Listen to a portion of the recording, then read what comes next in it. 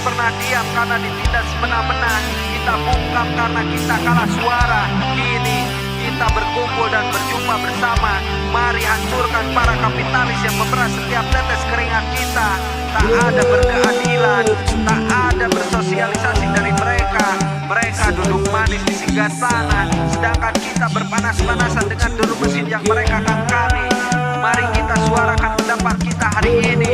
Dobrak penindas kepada buruh hari ini. Tuntut hak-hak buruh hari ini. Tuntut para korporat yang semena-mena kepada kita hari ini. Sekarang atau tidak